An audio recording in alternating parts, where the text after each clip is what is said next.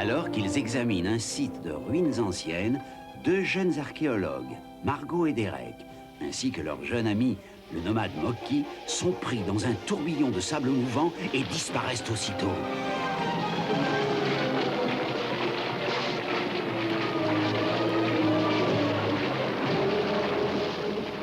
Lorsque le calme revient, ils découvrent stupéfaits qu'ils sont dans une caverne où sont entreposés des objets d'art d'une autre époque et d'une autre civilisation.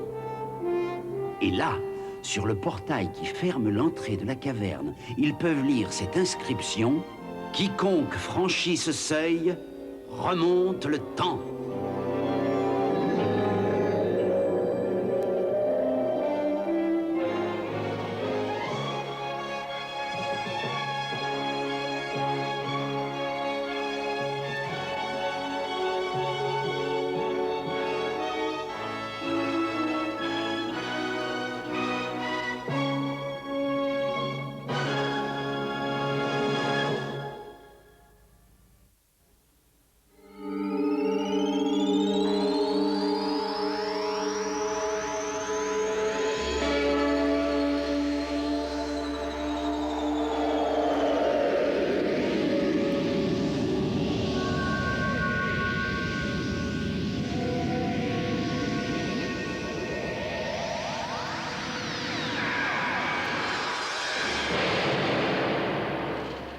Au commencement, Dieu créa le ciel et la terre. La terre était informe et sans vie. L'Esprit de Dieu planait sur les océans. Et Dieu dit que la lumière soit. Et la lumière fut. Dieu vit que la lumière était bonne. Alors il sépara la lumière de l'obscurité. Il nomma la lumière le jour et l'obscurité la nuit. Il fit ensuite le soir et le matin. C'était le premier jour. Le deuxième jour, Dieu dit que les eaux se séparent et forment leur propre espace, que le ciel surplombe les océans. Et que cet espace soit appelé la voûte céleste.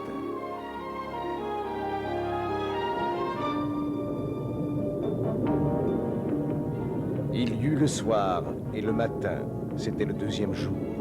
Dieu dit ensuite que les eaux sous les cieux se rassemblent et qu'émerge la terre ferme.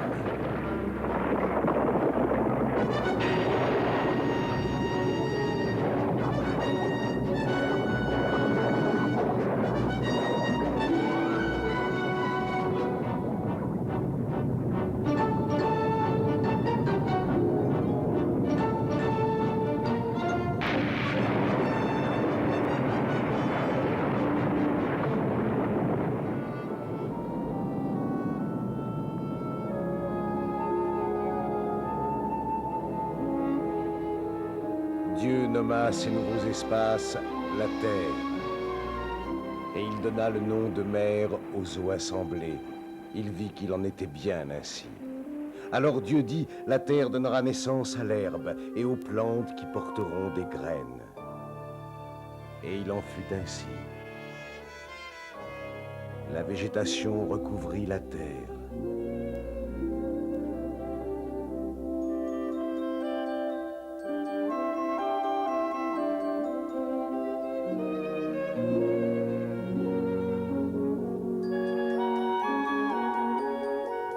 Et Dieu vit que c'était bien.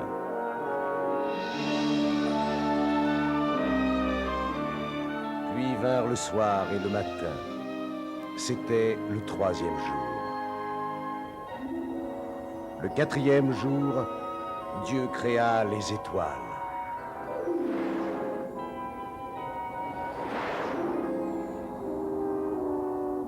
Le soleil et la lune, afin de séparer le jour de la nuit et de marquer les saisons et les années.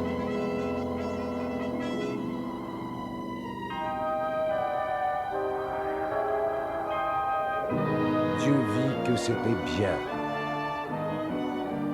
Le cinquième jour, Dieu dit que les eaux se peuplent de créatures vivantes.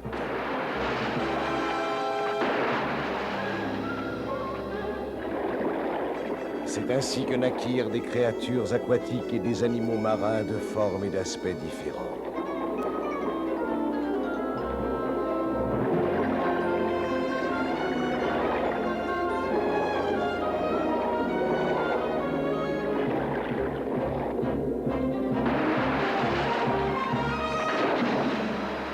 Pour animer le ciel, Dieu créa les oiseaux en de très nombreuses espèces.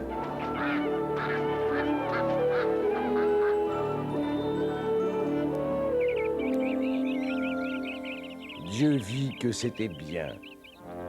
Le 6e jour, Dieu créa l'une après l'autre toutes les espèces animales.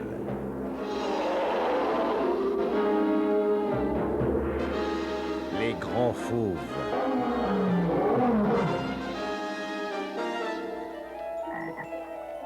et toutes les espèces qui rampent sur le sol.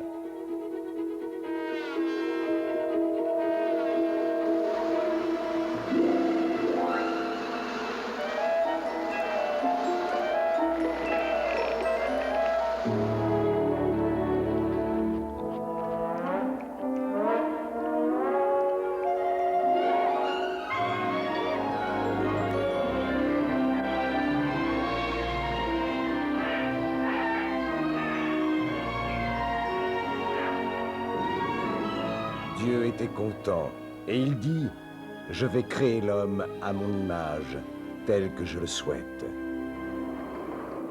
Le Seigneur Dieu prit de la poussière et créa l'homme. Puis, d'un souffle dans les narines, il lui insuffla la vie. Et l'homme devint un être vivant.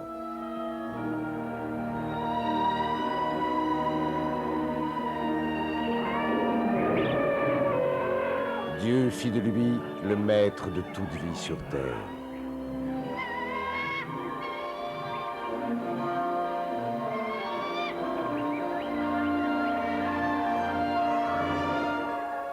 Le 7e jour, Dieu se reposa. Il bénit ce jour et décida qu'il serait sacré.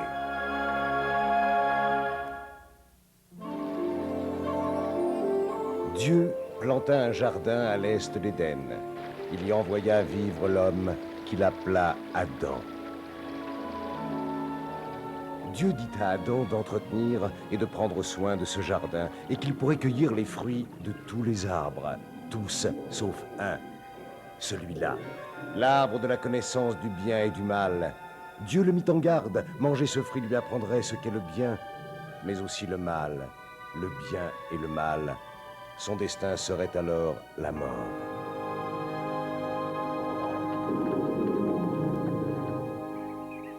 Hé, toi! Oh. Oh, ces pommes semblent appétissantes. Elles peuvent l'être. Je cultive ces pommes moi-même. Je ne garde que les meilleures de mon verger. Elles pourraient être acides. Acides? Mes pommes? Ce sont les pommes les plus sucrées de la région de Nod. C'est vous qui le dites. Eh bien, goûte-en une.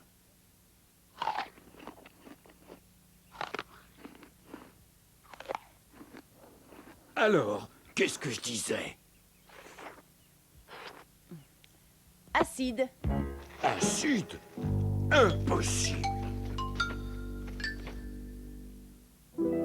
Marco et Derek, vous allez arbitrer. Ces pommes sont-elles acides, oui ou non?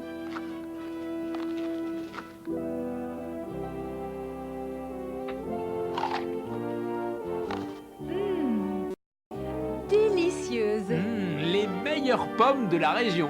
Ah, vous voyez bien, qu'est-ce que je vous disais? Bon, j'admets m'être trompé.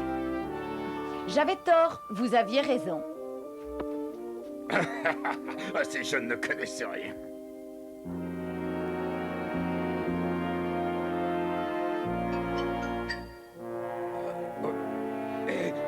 Les gamins, revenez ici! Vous vous êtes moqués de moi! Revenez ici!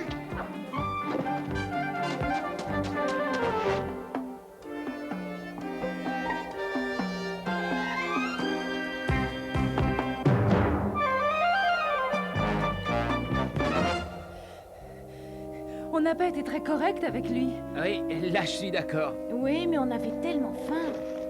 Tu as une idée où nous sommes? Où? Mais je ne sais même pas quand nous sommes. On n'est jamais perdu quand on a des amis. Voulez-vous qu'ils deviennent nos amis et se joignent à nous? Bien sûr, oui, qu'ils viennent avec nous. Seulement s'ils restent tranquilles et que tu puisses continuer ta belle histoire. Je vous racontais l'histoire de la création du monde. Nous sommes dans une région que la Bible appelle Nod, juste à l'est d'Éden. Éden? Vous parlez du fameux jardin d'Éden? Exactement. Regardez ces 4 rivières. Le pichon, le giron, Le tigre. Frate. Et alors, qu'est-ce que ça vient faire? D'après la Bible, seul ce grand fleuve arrosait le jardin d'Éden. Le vrai jardin d'Éden? À l'endroit où... Là où tout a commencé. Mais je croyais que c'était des histoires pour les enfants. Non, il nous racontait la véritable histoire. Arrêtez de parler et écoutez, oh. Oh, excusez-moi, vous pouvez continuer. Nous en étions au moment où Dieu avait fini son travail, le 6e jour. Et ensuite, il prend un jour de repos. Parce qu'il est fatigué d'avoir créé l'homme.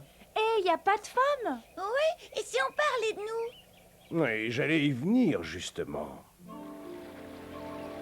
Dieu avait prié Adam non seulement d'entretenir le jardin, mais aussi de donner un nom à tous les animaux et oiseaux de la création. Adam leur trouva des noms, ceux que nous connaissons aujourd'hui. Tu es si beau et si gracieux que tu seras... Tu seras le cygne. Toi, tu seras un cerf. Et toi, un cheval. Et toi, quel nom vais-je te donner? Oh, une autruche. Oui, c'est ça. Ah, ça te va très bien. Oh, ce n'est pas très facile.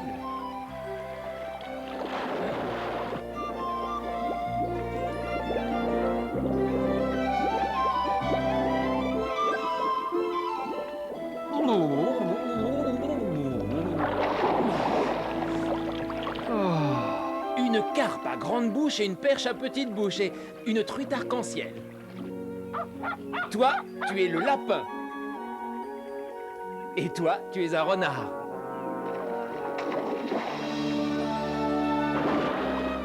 Non, non, non, non, ces noms ne vous conviennent pas du tout. Toi, tu seras le renard et toi, le lapin. Toi, tu seras un chat. Et ton ami le chanteur sera un canari. Non, ça colle pas du tout. Je connais pas de chats et de canaris qui font copain, ça j'en suis sûre. À cette époque, il l'était, jeune homme. Depuis, les choses ont changé. Ça va être la suite de mon histoire.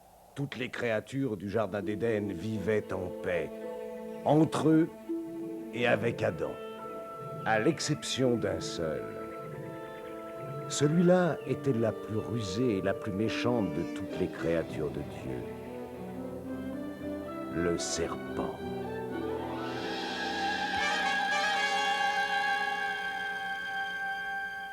Oh non, pas d'histoire de serpents et de vipères. Toutes ces bestioles me font frémir. Ouh, ça me fait peur, je les déteste plus que n'importe quoi au monde. Il y a beaucoup de personnes comme toi. Écoute, et tu comprendras pourquoi. Tandis que le serpent observait Adam silencieusement, Dieu, lui aussi, observait.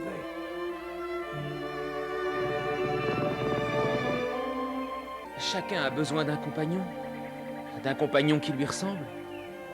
Adam avait choisi les noms de tous les animaux et de tous les oiseaux, mais il se sentait désespérément seul, personne à qui parler.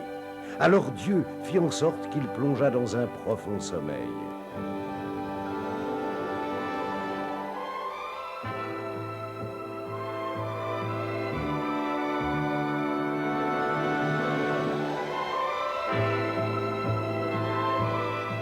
Tandis qu'Adam dormait, Dieu lui retira une côte en prenant soin de ne laisser aucune cicatrice. Avec la côte qu'il avait enlevée à l'homme, il créa la femme.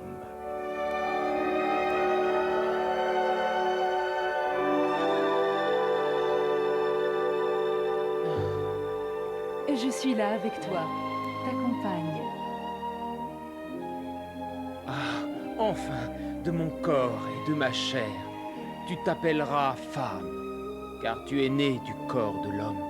C'est ainsi que depuis, l'homme quitte son père et sa mère afin de s'unir à la femme.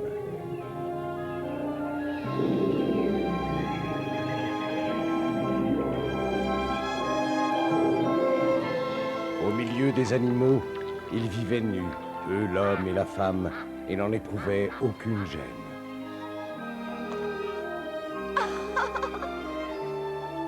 Tout était innocence. Leur jardin d'Éden était le paradis. Regarde tous ces fruits en abondance.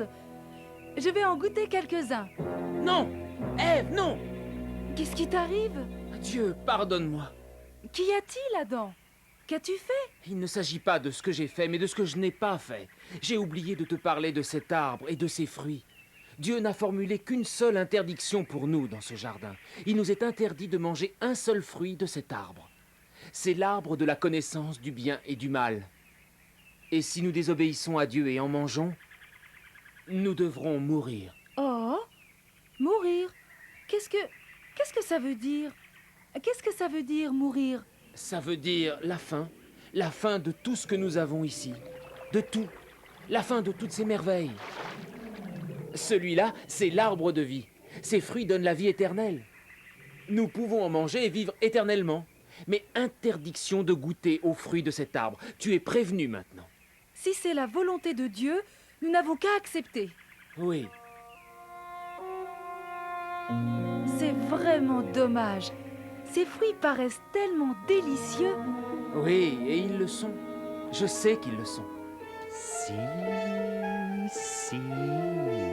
les fruits de cet arbre sont délicieux.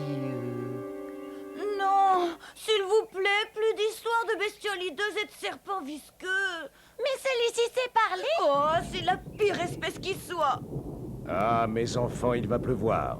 Oh oui, oui, allons nous abriter sous l'auvent de la maison de mon père. Papa, t'as pas vu Calife? Seth, je te l'ai déjà dit, Calife est ton serpent, il est sous ta surveillance, pas la mienne. Calife, où es-tu? Oh, j'espère qu'il lui est rien arrivé. Calife! Si vous le voyez, nous sommes avec le conteur d'histoire. Tiens, voici pour le compteur et pour tes camarades. Oh, merci, papa. Franchement, je déteste les serpents, mais quel autre animal pourrait lui plaire? Remercie ton père pour tout, mon petit Seth. C'est un homme généreux. Ah, et ces pommes sont délicieuses. Je suis très content que ces pommes te plaisent parce que j'ai bien peur qu'il nous faille reparler de l'exécrable serpent. Oh non, vous savez que j'ai horreur des serpents. Oui, Moki, Adam, Ève, le serpent et la trop fameuse et regrettable pomme de l'histoire. Je suis désolé de vous avoir effrayé. Où est Adam? Là-bas, il soigne les oliviers. Oh, voilà que vos jolis fruits sont abîmés. Venez, je vais vous faire connaître le fruit le plus délicieux de ce jardin. Ce sera une surprise pour Adam. Vraiment? Venez, Très bien. c'est là. Oh, c'est le seul arbre du jardin auquel on ne peut pas toucher. Il s'agit du fruit défendu. Dieu vous a-t-il dit qu'il est interdit de manger les magnifiques fruits de ce jardin? Sûrement pas. Nous pouvons manger tous les fruits de ce jardin, à l'exception de ceux de l'arbre qui se trouve au milieu. Dieu nous a interdit aussi bien de toucher que de manger les fruits de cet arbre. Car si nous le faisons, nous mourrons. Vous croyez à ces sottises.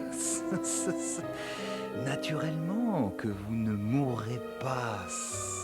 Dieu sait bien que si vous y goûtez, vos yeux s'ouvriront sur le monde et vous et Adam deviendrez les égaux de Dieu. Vous connaîtrez alors ce que sont le bien et le mal. Oh, les fruits ici sont vraiment magnifiques. Oui, ils le sont.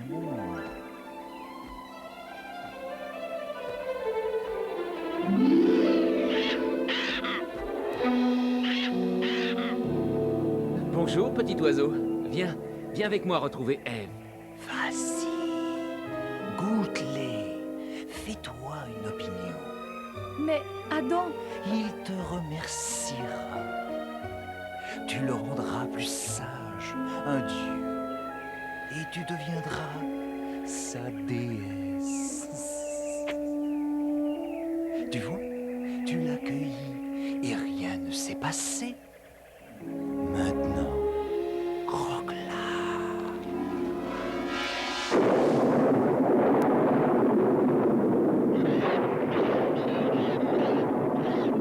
Il se passe quelque chose. oh, c'est extraordinaire. Adam va être si heureux. Heureux? Mais de quoi? Heureux de ça. Goûte, tu vas adorer. Ce fruit paraît tellement tentant. Oui. Ah! C'est ainsi que pour la première fois, tout n'était plus parfait au paradis. Quelque chose vient de se passer. Quelque chose de pas normal. Je me sens... Oui, je me sens bizarre. Toute nue. Oui, moi aussi. Le fruit. Nous avons mangé le fruit défendu. Ah!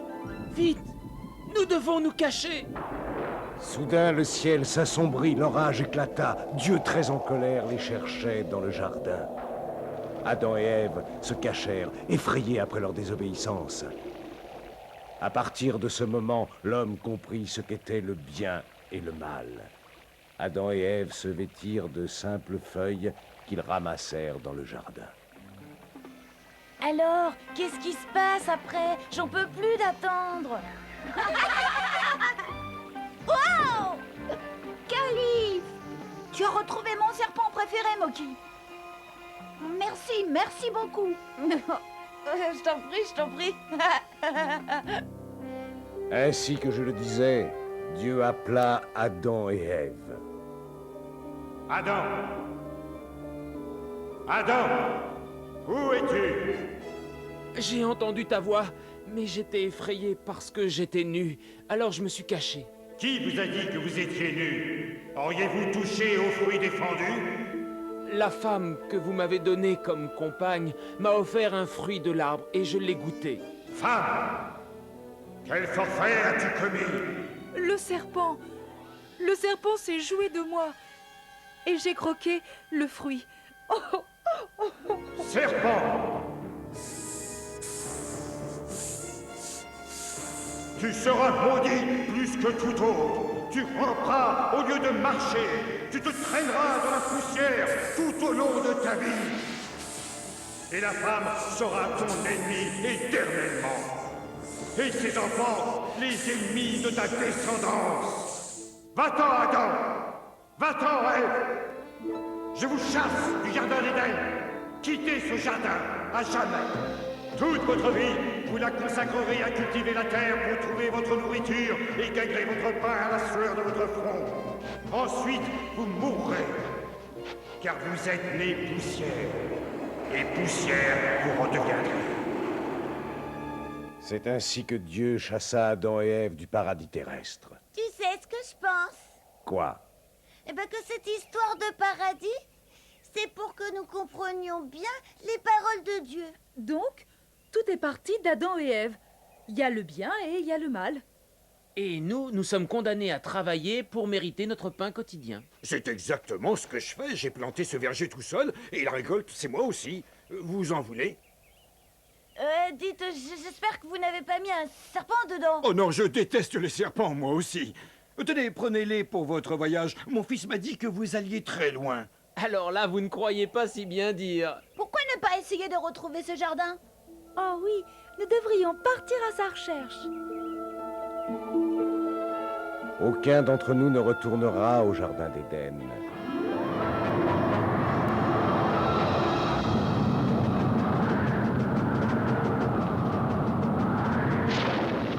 Dieu y a planté une épée de feu afin de bloquer à jamais la porte du paradis terrestre. Et depuis, l'homme est devenu comme nous tous. Il connaît désormais le bien et le mal. Il ne pourra plus se nourrir en cueillant les fruits de l'arbre de vie. Et il ne sera pas immortel. Mais la Genèse, qui nous conte cette histoire, nous dit que c'est le commencement. Caïn et Abel.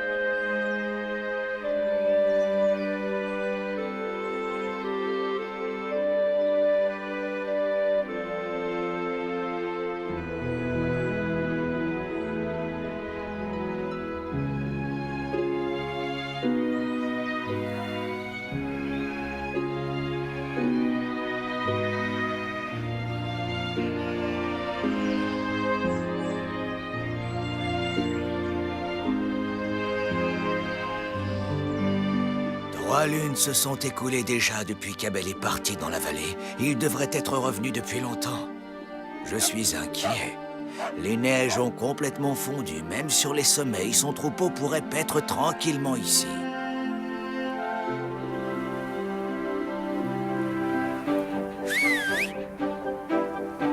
Tu l'as entendu ?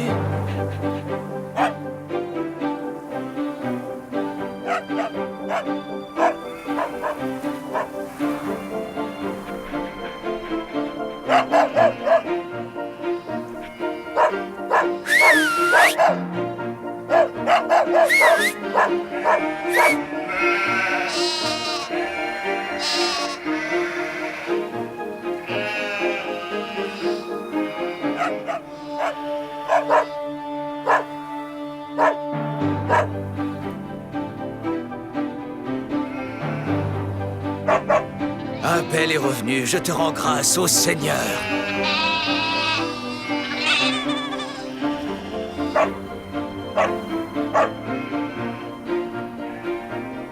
Ah, je suis là!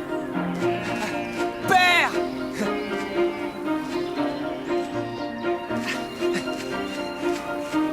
Père, vous êtes là, enfin! Oh, Père! Rendez-vous compte, Père, je suis parti avec 30 moutons et je reviens avec 40. 10 agneaux sont nés. N'est-ce pas merveilleux? Viens! Viens par ici. Regardez. Tu es un bon fils, Abel. Que le Seigneur te bénisse.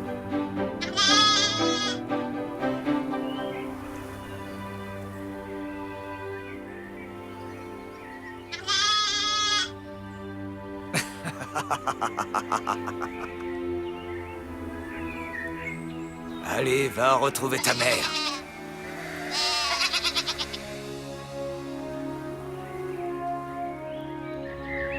Le Seigneur Dieu a dit, « Croissez et multipliez-vous, emplissez la terre et soumettez-la, dominez les poissons de la mer, les oiseaux du ciel et tous les animaux qui se déplacent sur la terre.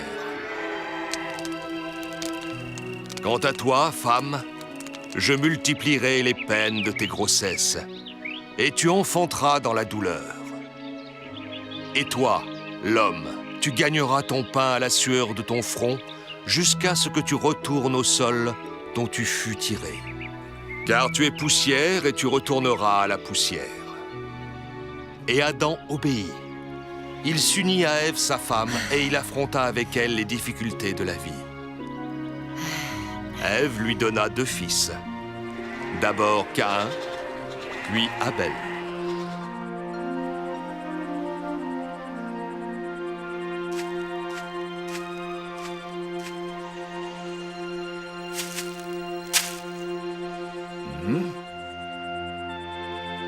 Caïn était un paysan qui cultivait la terre. Abel était un berger. Mère, vous êtes fatiguée. Laissez-nous faire la cuisine. Merci, mes filles, vous êtes si attentionnées.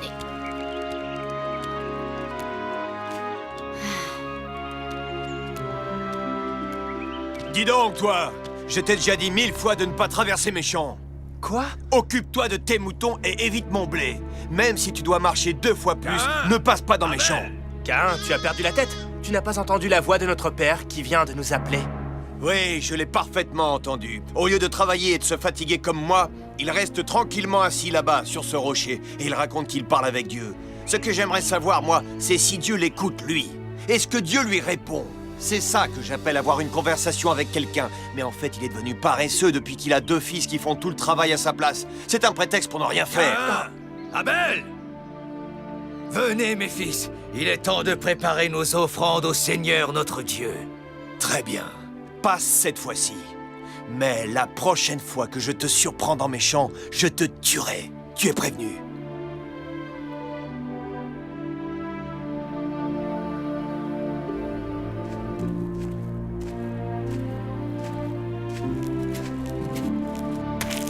Tenez, père, voici mon offrande au Seigneur. Si tu es véritablement heureux d'offrir les fruits de la terre au Seigneur notre Dieu, alors je suis certain qu'ils trouveront grâce à ses yeux. Mais les offres-tu avec joie et gratitude dans ton cœur, Caïn? Évidemment que je suis heureux de les offrir au Seigneur, même si j'ai dû faire de gros efforts pour les apporter jusqu'ici.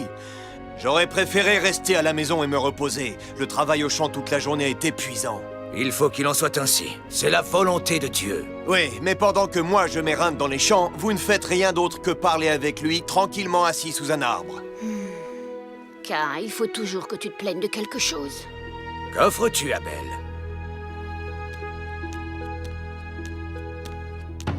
Le premier-né de mes agneaux. Que le Seigneur l'agrée. Il acceptera ton offrande si elle est faite avec joie et gratitude. Le Seigneur peut lire dans mon cœur, Père. Il sait qu'il déborde de joie et de gratitude envers lui. Béni soit le Seigneur Tout-Puissant. Béni soit le Seigneur sur la terre comme au ciel. Partout et toujours. Que son nom soit béni. Qu'il soit béni. Ô Seigneur, nous te supplions d'accepter nos offrandes, les fruits de notre labeur que nous t'offrons avec gratitude pour tout ton amour. Où est Caïn? Encore au travail. Cela plaira au Seigneur.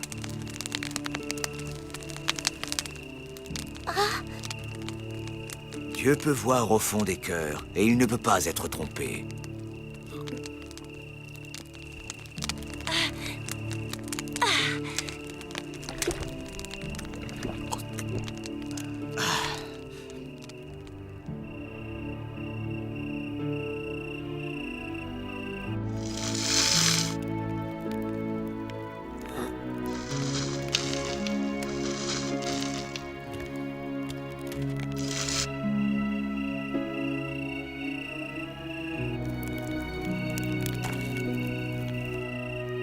Caïn, mon fils, es-tu là?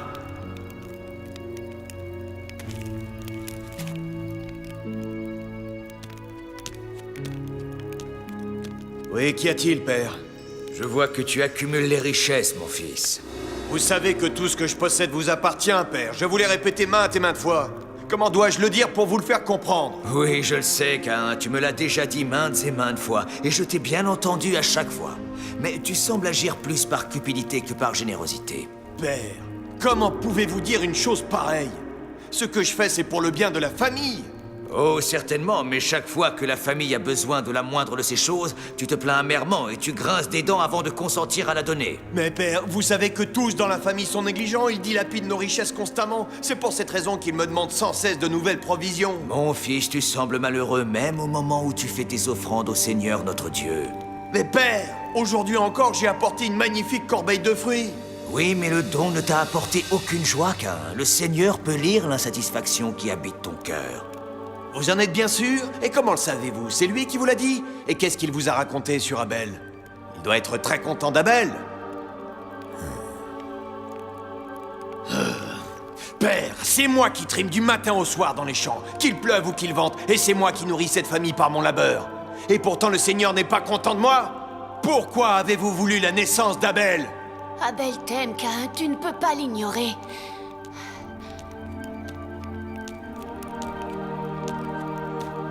Il loue sans cesse ton travail dans les champs. Il a pour toi une admiration sans borne. Rappelle-toi que tu es son grand frère, tu es l'aîné de la famille.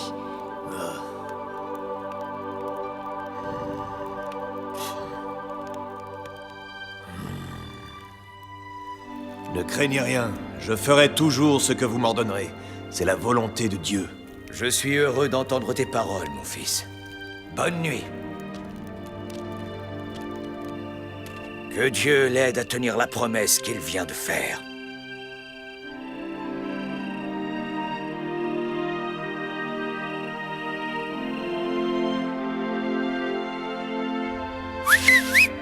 Venez, venez! Venez les moutons! Allez, nous allons sur le pré en haut de la colline. Rassemble le troupeau. Allez! Allez! On avance, allons-y! C'est bien.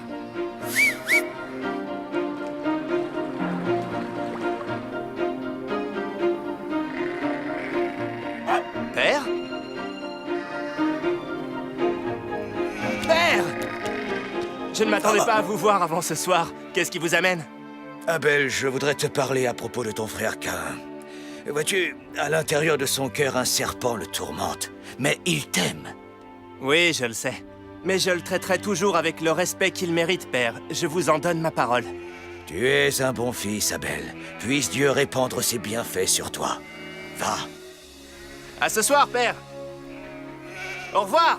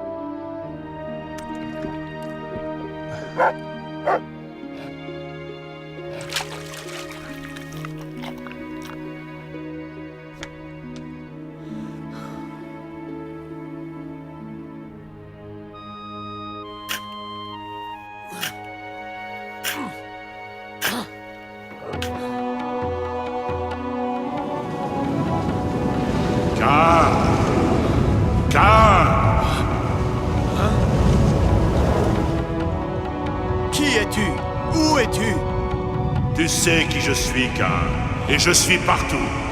Oui, tu es le Seigneur. Tu as parlé avec Abel. Pourquoi me le demandes-tu? Qu'est-ce qui t'inquiète?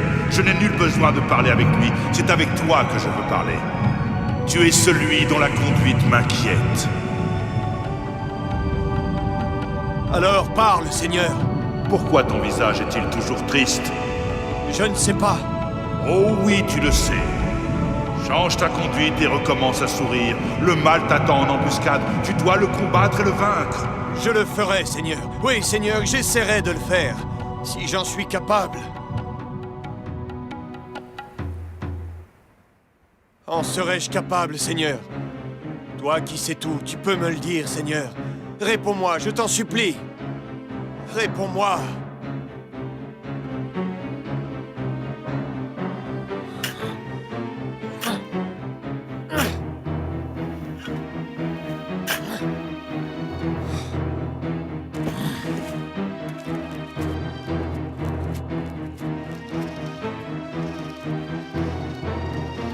C'est ça, en tournant.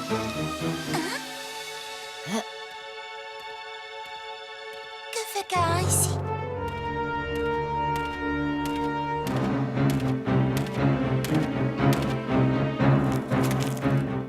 Il a l'air très en colère. Où est Abel? Nous ne l'avons pas vu, Caïn. Mon fils, tu as la soif du sang dans les yeux. Que fais-tu avec cette massue à la main? Mère, vous n'avez aucune raison de vous inquiéter. Vous avez toujours craint que je sois jaloux de lui. Eh bien non, je ne suis pas jaloux de lui. Je veux simplement lui parler.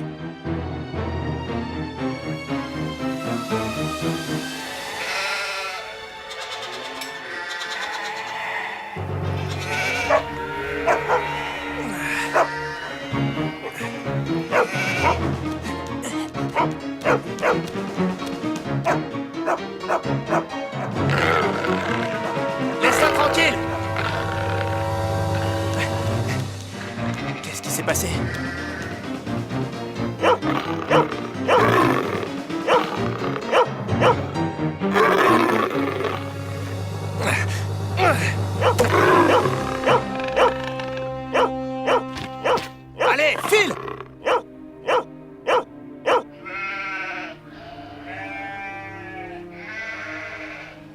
Qu'est-ce qui t'inquiète, ma chère femme? Nous avons 10 agneaux et les récoltes seront bonnes cette année. Caïn est passé il y a un instant. Et alors? Il cherchait Abel et il parlait comme s'il avait perdu la tête. Alors tu as raison de t'inquiéter. Je vais aller le chercher.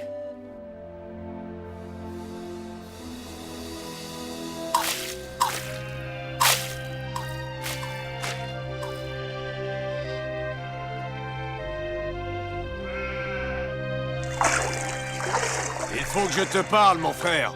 Caïn, tu ne vois pas qu'il est occupé à la traite? Vous deux, les filles, vous pouvez terminer ça sans lui.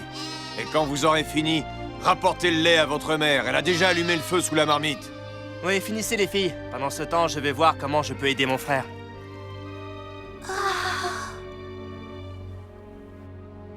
Pourquoi est-ce que tu es venu me chercher, Caïn? Parce que j'ai entendu un agneau bêler au milieu de mon champ de blé. C'est sans doute un des tiens. Vaudrait mieux que ce soit toi qui le trouve, parce que si c'est moi, je ferai un feu et je le retirerai sur place. Tu cherches par là, et moi j'irai par ici.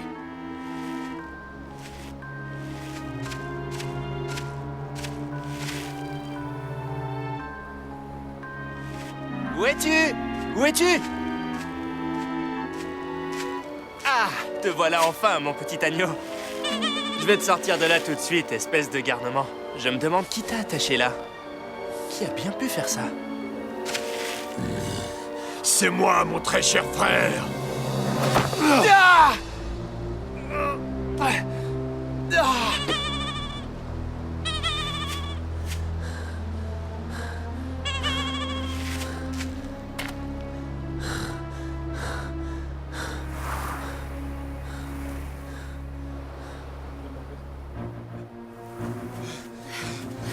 Caïn! Abel! Où êtes-vous? Il n'y a personne ici. Je crois qu'il faut que je m'assoie un instant, ensuite nous rentrerons à la maison. Ils finiront bien par rentrer. C'est un des agneaux d'Abel. Comment te retrouves-tu si loin du troupeau? Hein?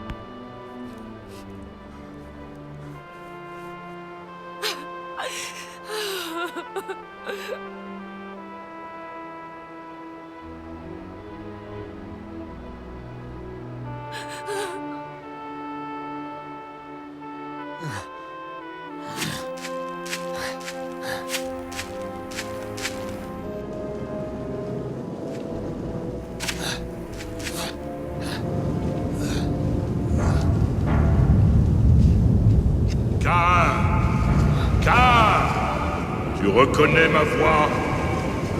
Évidemment que je reconnais ta voix. Tu es le Seigneur. Pourquoi est-ce que tu m'appelles? Dis-moi, Caïn, où est ton frère, Abel? Je sais pas. Suis-je le gardien de mon frère? Qu'as-tu fait, Caïn?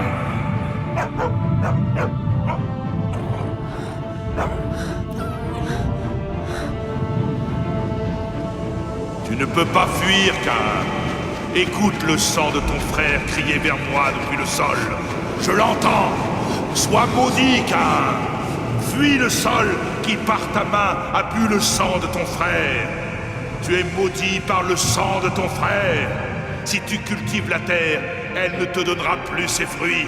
Et toi, tu seras pour toujours un fugitif parcourant la terre. Oui, Seigneur, j'ai tué mon frère. Ne m'abandonne pas. Je suis là, Caïn. Je suis trop coupable pour espérer ton pardon. Tu me bannis aujourd'hui de mes terres fertiles, et je devrais me cacher loin de toi. Je suis terrifié, ô Seigneur. Je vais devenir un fugitif errant sur la terre, maudit et méprisé, et le premier venu me tuera.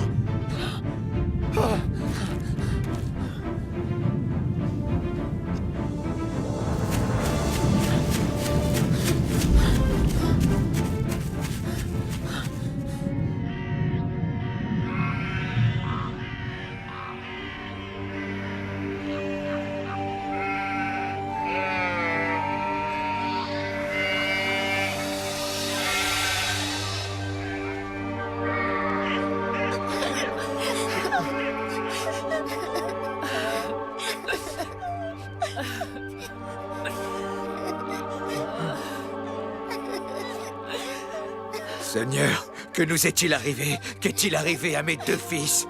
Aide-moi à comprendre ce que seul je ne peux comprendre. Seigneur!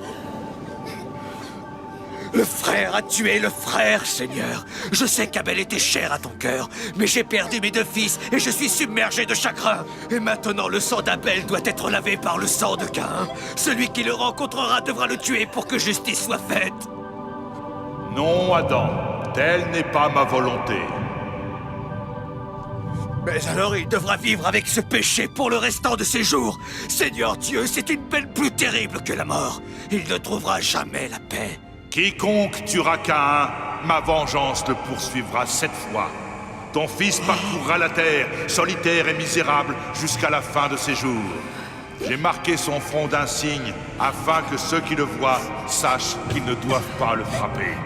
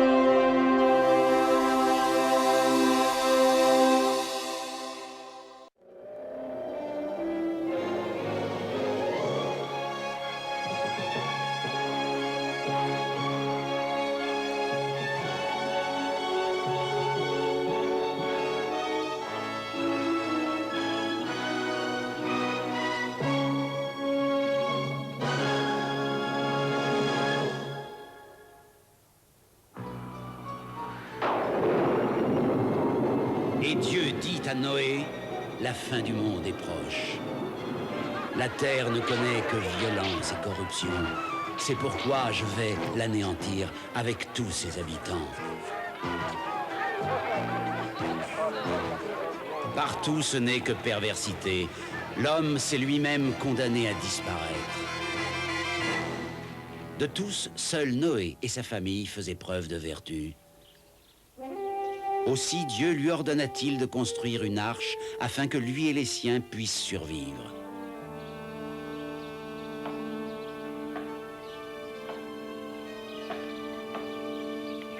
Tu m'entends? Oh, c'est juste des pivers. On dirait que quelqu'un construit quelque chose. Allons voir. Tu viens, Moki?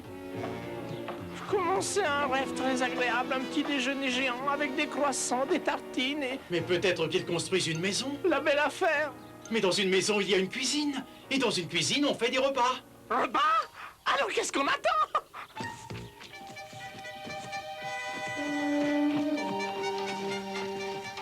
Waouh! Dis donc, c'est immense! Je n'ai jamais vu une maison pareille. Elle est ronde et construite à l'envers. Ce n'est pas une maison, c'est un bateau. Vous ne réalisez pas? C'est Noé qui construit son arche. Tu as raison, c'est bien l'arche. Allons-y, il faut la voir de plus près. Pourquoi tout ce brouhaha? C'est quoi une arche?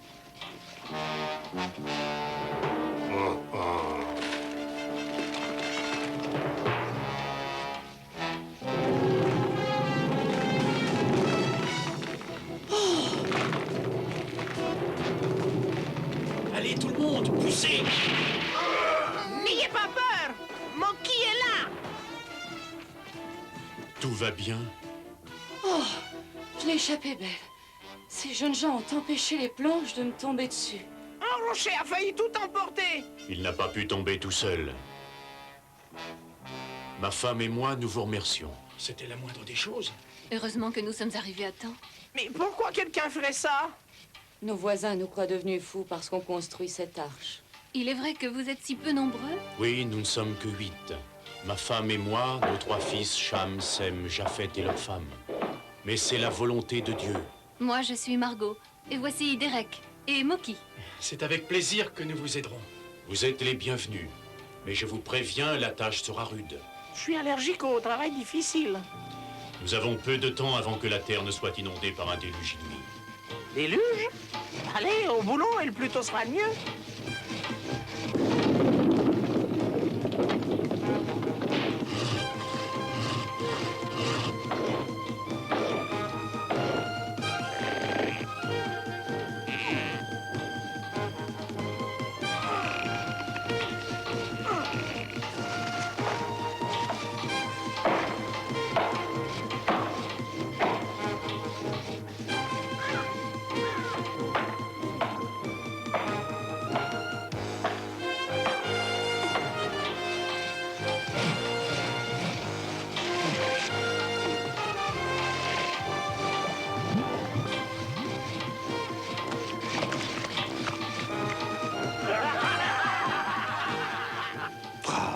Les voilà. Qui ça? Nos bons voisins qui font leur plaisanterie habituelle. Un jour, ils iront trop loin.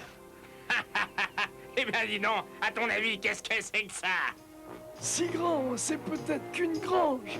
Très juste, une grange pour Noé, le plus grand des ânes du monde. Occupez-vous de vos affaires et laissez-nous tranquilles. Le voilà, que tout le monde se prosterne devant lui, le roi de la scie. S'il vous plaît, monseigneur, nous ne sommes que de pauvres agriculteurs ignorants. Expliquez-nous encore comment vous allez mettre à flot cette grange sur la rosée. Dieu m'a averti. Des pluies diluviennes vont s'abattre.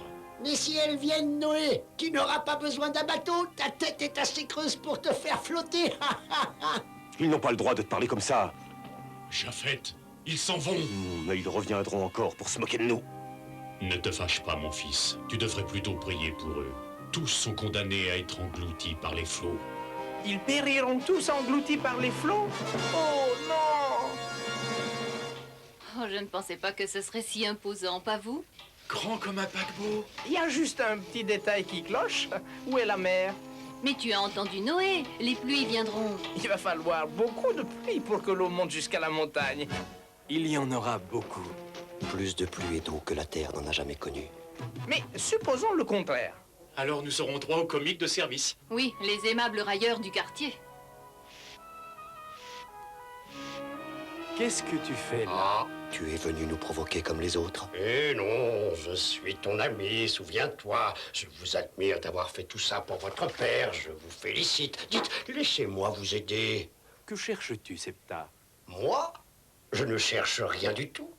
Mais il y a quelque chose qui me tracasse.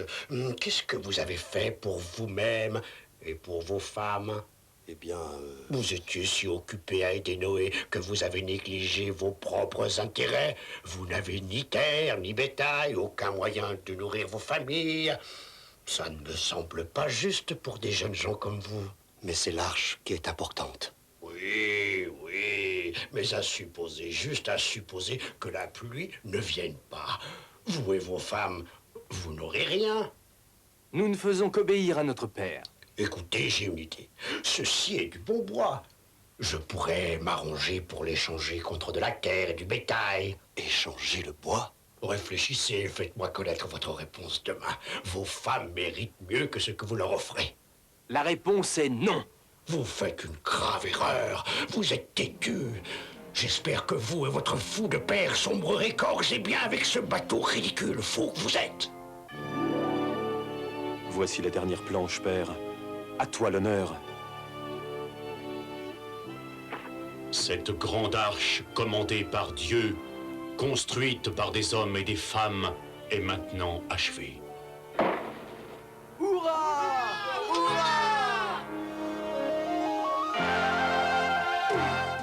Nous devons accomplir une dernière tâche. Il faut rassembler et mettre à bord un couple de chaque créature vivant sur Terre.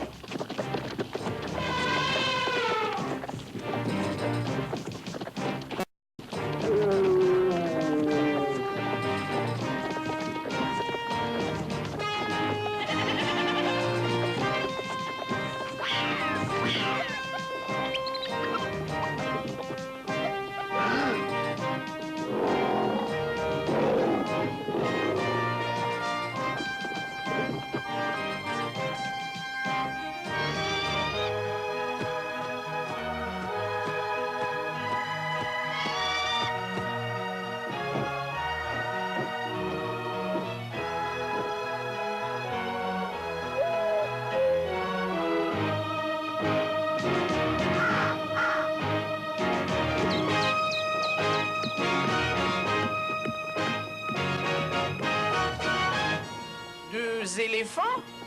C'était bien des éléphants, n'est-ce pas? Regardez. Oh, cette biche n'est-elle pas adorable? Ne vous inquiétez pas, je vais vous montrer votre nouvelle maison. Deux chiens et deux puces. Allez, allez, que ça saute. Ah!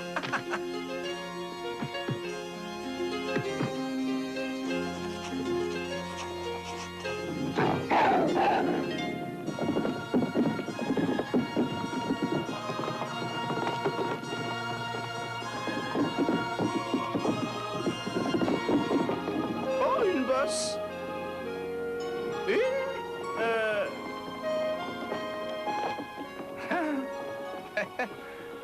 Deux bosses. Assurons-nous que tous les animaux sont bien installés. Car c'est demain que commencera le déluge. Vous en êtes sûr? Il en a l'air. Vous pouvez le croire. Allez, plus vite, vous allez manquer le départ. Allez, oh! Un peu de nerf, voyons. Oh! Oh! Oh, quelle tortue vous faites!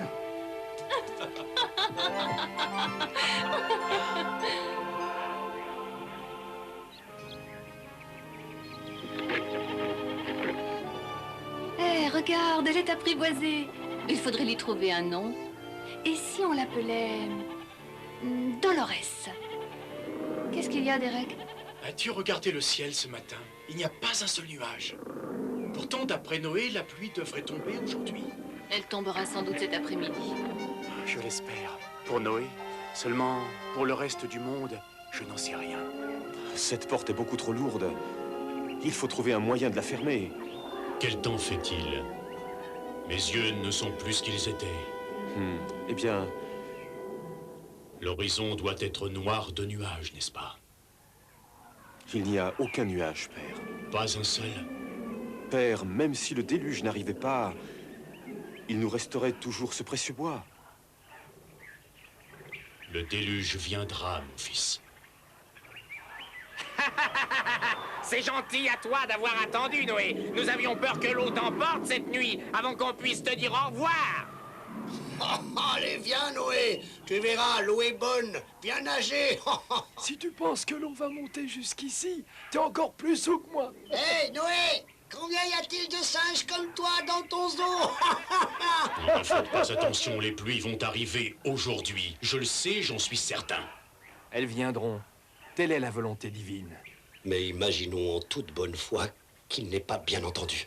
La méchanceté des gens du village le rend furieux. Peut-être qu'il n'a entendu que ce qu'il voulait entendre. Non, j'ai confiance en lui. Où sont donc les nuages qui annoncent la pluie, Noé? Je crois que tu n'as rien compris, Noé. Ton Dieu ne va pas nous noyer. Il va nous tuer à force de coups de soleil. On ferait un bon barbecue avec cette grande boîte toute pleine d'animaux. Et si on mettait le feu? Oh, elles ne vont pas. Ils sont capables de tout. La porte se ferme. C'est la main de Dieu. Faisons-les sortir de là. Impossible. Il ferme la porte. On ne pourra jamais l'enfoncer. Ouais, mais on pourrait toujours y mettre le feu. Mettons le feu. C'est ça, le feu.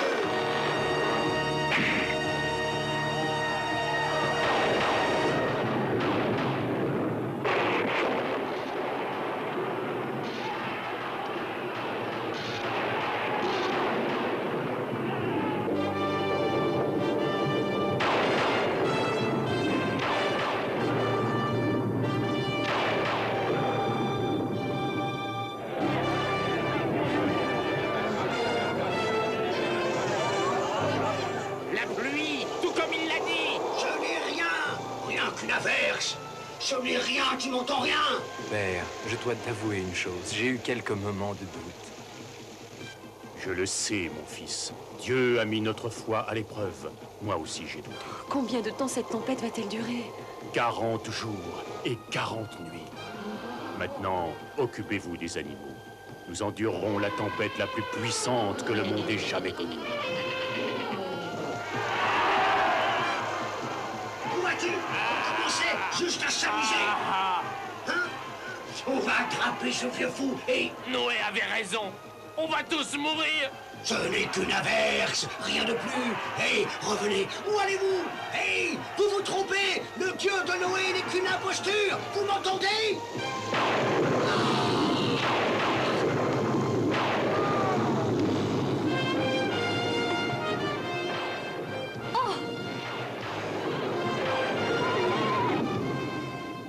Allons, restons calmes, il faut pas avoir peur. Oh, comme tu es gentil, toi. Ce n'est rien, c'est juste le tonnerre qui gronde.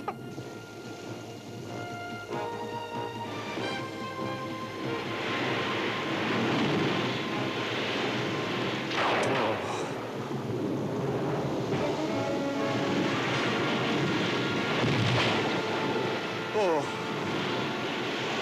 Maintenant, il ne se moque plus de nous. Ne sois pas vindicatif, mon fils. C'est vrai, ils sont responsables de leur propre destruction. J'ai de la peine pour ce peuple. Prions pour leur âme.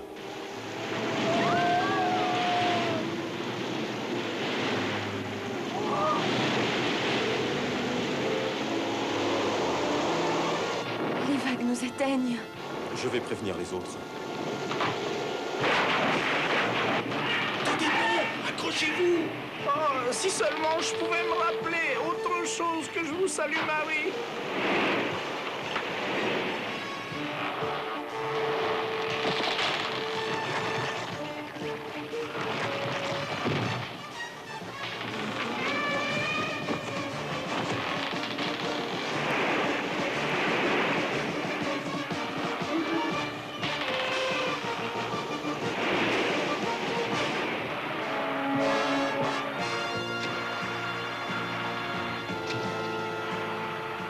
J'ai besoin qu'on m'aide. J'ai plus assez de doigts. Ne ris pas, King Kong. Tu ferais mieux de te rendre utile. Allez, mets tes doigts. Voilà. Bon, très bien. À ton tour, mon gros.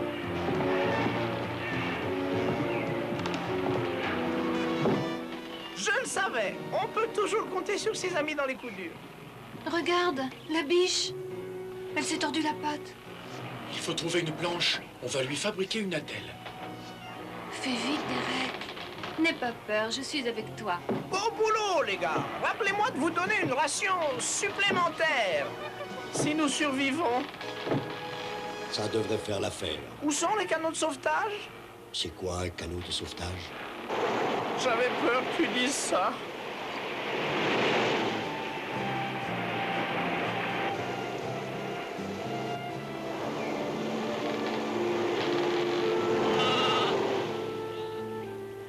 Il y a encore des fuites, Japhet. L'eau monte jusqu'aux planches, là, juste derrière. On a commencé à écoper. Derek a trouvé 2 amis qui nous aident.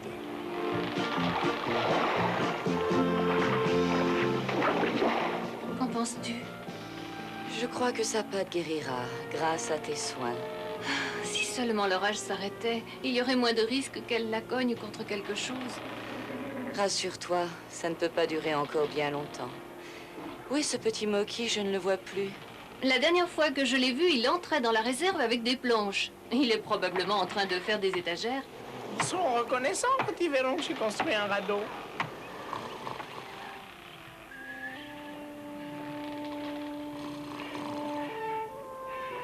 Hein? Moki, réveille-toi. Hein? Tous en gilet de sauvetage. Ah non, je veux dire, mais qu'est-ce qui se passe? On est où? Il se passe quelque chose de bizarre. On n'entend plus rien du tout. Et c'est ça qui est bizarre. Hé, ça y est, l'orage s'est arrêté. C'est le calme absolu. Quelle vue superbe. Oui, mais ça pourrait être mieux. Comment? Et si seulement il y avait un bout de terre où on puisse déposer débarquer. Elle a une chance de se rétablir maintenant que l'orage a cessé. Mais on ne sera certain de sa guérison que lorsque l'on sera à terre. Alors là, on verra si elle peut marcher. À votre avis, ce sera quand? Posons la question à Noé. Il ne reste plus beaucoup de vivres. Quand pourrons-nous débarquer? Combien de temps faudra-t-il attendre encore? Je n'en sais rien du tout. Mais Dieu a sûrement dû te le dire. Non, il n'a rien dit. Il faut être patient. Je vais pas m'obstiner à monter à l'échelle pour regarder dehors. C'est fini. Très bien. Je l'ai monté en moyenne toutes les 2 secondes. C'est fini, c'est terminé. Tu as beaucoup de volonté, c'est bien. Bon, après tout, chercher la terre ne la fera pas apparaître plus vite, n'est-ce pas? Le lait ne bout pas plus vite quand on le regarde. Bon, moi je vais m'occuper de mon travail et je penserai plus à cette maudite échelle. On a besoin d'un peu d'eau. Par contre, toi, tu pourrais monter jeter un coup d'œil. J'ai bien peur que tu ne sois déçu. Rien à l'horizon. C'est ce que j'essaye de te faire comprendre. Ne désespérez pas. Dieu ne nous aurait pas délivrés de la tempête pour nous laisser périr dans l'attente. Je vais lâcher ce corbeau. S'il ne revient pas, cela prouvera bien qu'il aura trouvé un endroit pour se percher sur la terre ferme.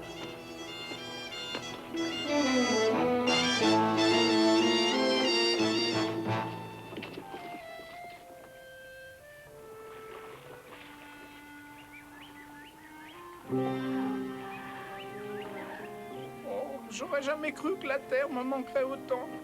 Même trouver du sable dans mes épinards me ferait plaisir. Je suis sûre que nous ne sommes plus loin du rivage. Tu verras, le corbeau ne reviendra pas. Oh, eh bien, moi, j'y reviendrai. À mes épinards. Peut-être que la colombe que tu as lâchée aujourd'hui trouvera la terre ferme. Peut-être. Mais celle de la semaine dernière n'a rien trouvé. Et le fourrage va nous manquer. Nous allons devoir prendre des mesures. Tu veux dire qu'il faudra choisir entre ceux qui auront à manger et ceux qui mourront de faim? C'est possible. Les éléphants seront certainement les premiers, ils consomment tellement. Non, pas les éléphants, ce sont des créatures extraordinaires. Ils sont tous extraordinaires.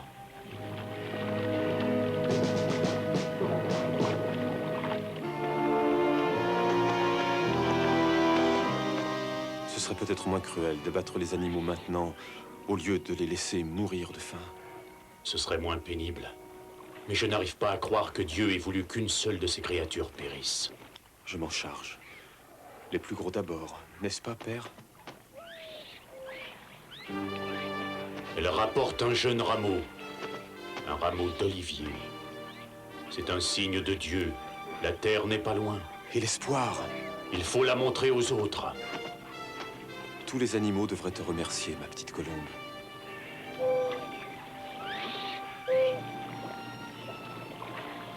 Cela fait plus d'1 semaine que la colombe a rapporté le rameau d'olivier. Et hier, elle n'est même pas revenue du tout. La terre ne doit pas être loin. La colombe a dû tomber à l'eau. Il n'y a que de l'eau à perte de vue.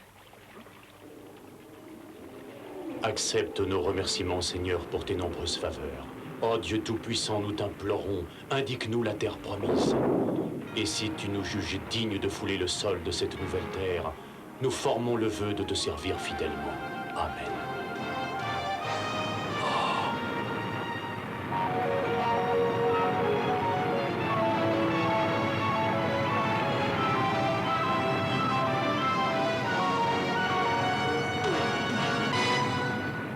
L'arche s'est échouée sur la terre ferme. Dieu est avec nous. Il nous a trouvés dignes de lui.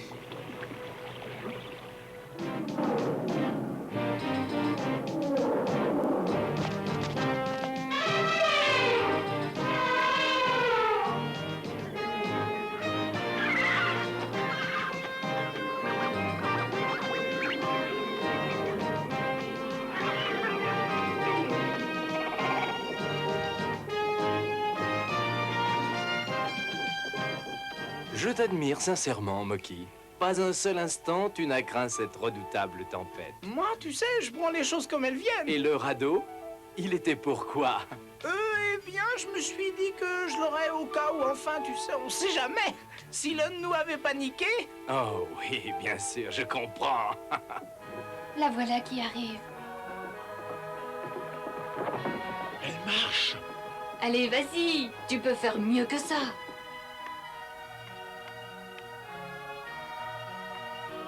Ah, bravo, tu es la plus courageuse de toutes.